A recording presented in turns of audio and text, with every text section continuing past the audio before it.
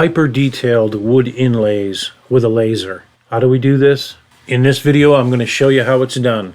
Let's get right into it. The first thing you're going to need to know, how do we make the male part and how do we make the female part? Let me show you. Okay, let's jump right into Lightburn. So you're going to grab an image off the internet, a free image. We don't want to grab something that you got to pay for unless you want to pay for it. That's fine too. But let's grab an image and bring it in. And as you can see, I've been working with a bunch of them here. But we're going to grab this guy right here. Click on him, push P to put it in the center. We're going to zoom in. This will be a fill toolpath or a fill burn. Let me hit the TV here to show you what we're looking at. So this is our female. As you can see, we've got the blacked out eyes and the blacked out nose. Snake wrapping through the flowers and etc. That is the female. How do we make the male? Easily done. Click on your image. In this case, it's already active. If it was not, you'd click on it again. Right click, copy, click off of the image, scrolling down towards the bottom somewhere. It doesn't really matter. Right click the mouse, push paste. Now you have an absolute perfect match to your female. So now you got two females. How do we get the male? Let's take this guy, move it off to the left. Take this guy, push P, put that in the center. Scrolling in. What we need to do is put a box around this or any type of border that we can come up with. A box works well on this one. So if we go to the square tool, drag this out, draw a square. Don't worry about the size here because we're going to adjust it. Let's click on the center piece one more time. And we see that it is 5 by 5.7. So we need a box that's roughly 6 inches square to make this work. So we'll go back to the box and we will unlock the lock and we'll go 6. Clicking down here by 6. Clicking back off of it to make it happen. Click the box once more. Push P to put it in the center. Now everything is perfectly aligned. So now when we activate this, we activate everything. We go to the TV. And you can see now that the black in the eyes and the nose is gone. This is now your male portion. And again, this is a fill as well. The laser is going to come in here and take away everything that is inside of this border. So if we do this, go to the TV again, it's going to burn away everything that we see that's black here, leaving the portions that were black before in the female. Let's move this guy up just a little bit. We'll bring the female back over so I can do a comparison to show you. Let's activate them both. Go to the TV.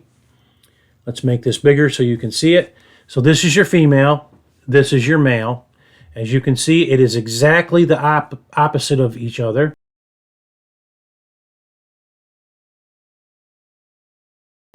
This male portion will fit perfectly in that female when we go out to the shop. No, it won't. Now let's go out to the shop and burn these things loose.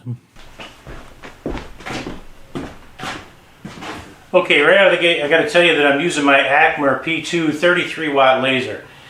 It's pretty stout. It's got a lot of power. You're going to want a laser that's got enough oomph to do this because it needs to cut away the wood. It can't just put black lines on it.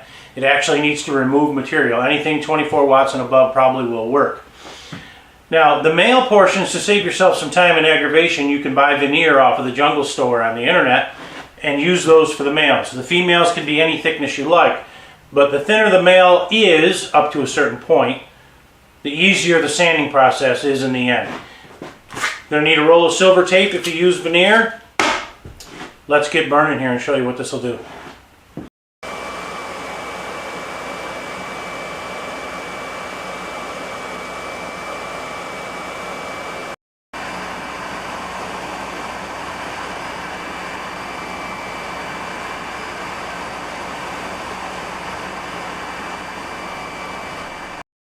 Okay, female's done.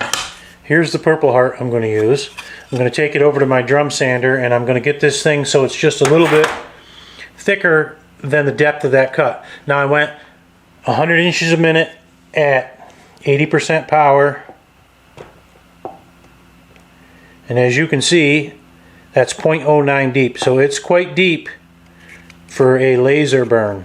So that's why I say the more power you have for your laser, the easier this is. Now one more thing we want to remember, This is oversized, obviously. The reason for that is when you get it thin and you start putting the laser to it, it's going to want to curl up on the sides. So by having it longer, I can put a weight here and a weight here to ensure that it stays flat while I'm carving out the mail. So let me get this down to the right size. We'll get it burnt, and then I'll show you the next steps. Once it's down to the right size, by the way, we're going to take this silver tape and we're going to put it all on the back in one layer. Now they do make this tape 8 inches wide on Amazon, the Jungle Store. I don't have any. If you're going to do wide ones, I recommend you get it. But you can lay this right next to each other, one layer after another, until you're completely across.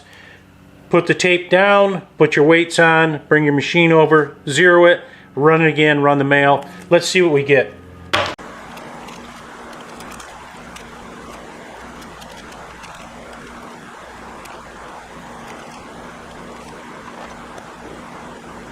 The reason we do that is because if the pieces become too small, they'll come loose.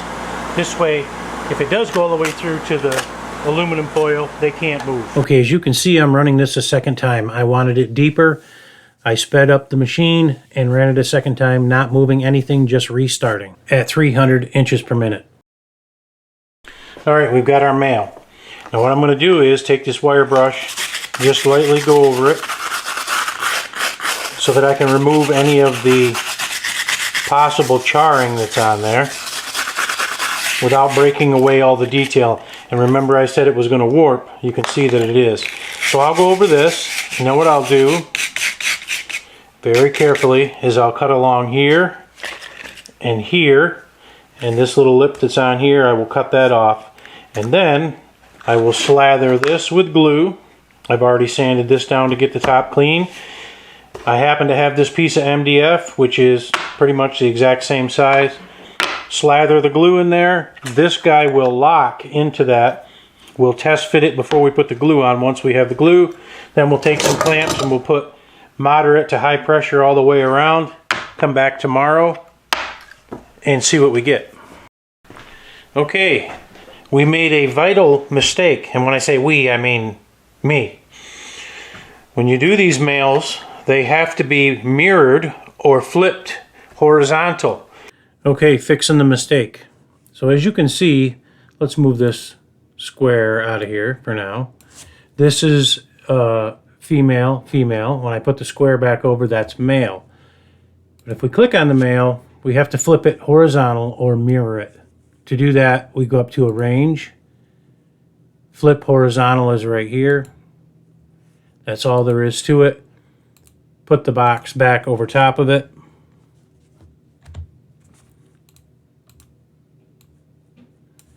Clicking P and putting it back in the center. But now when you look at those two items, one is facing one direction, one is facing the other. So as you can see, this is exactly the same as that. It will not go in. So this one will live to see another day, and I recut it. Now you can see that this one, when we flip it over, will go into that. We'll dry fit it. It's already seated.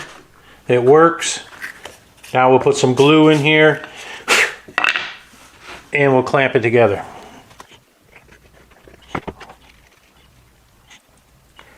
You want to get glue all over everything so the little pieces don't fall out. Trying not to spread it too far around the outside. It's inevitable, but you do the best you can. The female needs to be completely covered.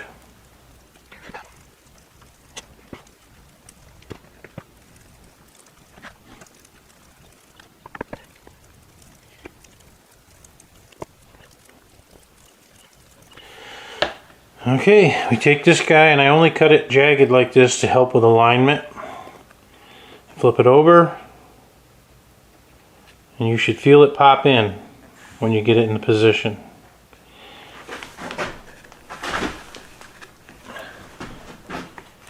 Right there it is.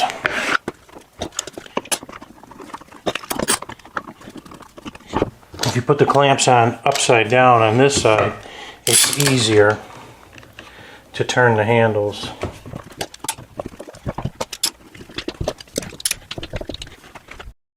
Alright, it's the next day. Let's get these clamps off. You know, through the magic of YouTube, it was only a few seconds for you. Maybe not even a second.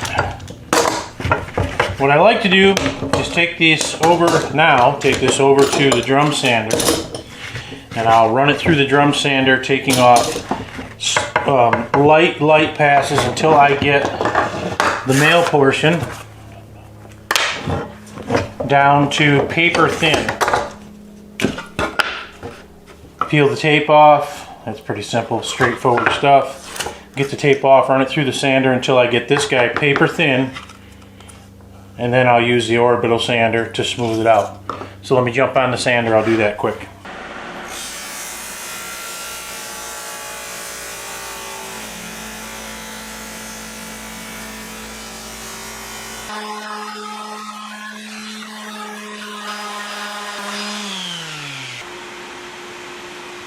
How about that?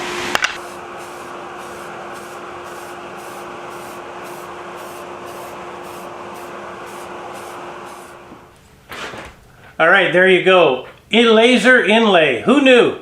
I knew. Now you know. Acmer P2 33 watt laser. It's a beast. It's a great piece of equipment. If you get the opportunity to pick up one of these things, I highly recommend it. I'm hoping you learned something. The camera just is not doing these guys justice as to how close and how tight and how fine a detail that you can get with a laser. I hope you learned something from this video. I hope you enjoyed it. I hope you like these little samples that I've got here. If you like this kind of thing, you want more tutorials, or you've got some more ideas, shoot them in the comments below. As always, thanks for watching, and I'll catch you on the next one.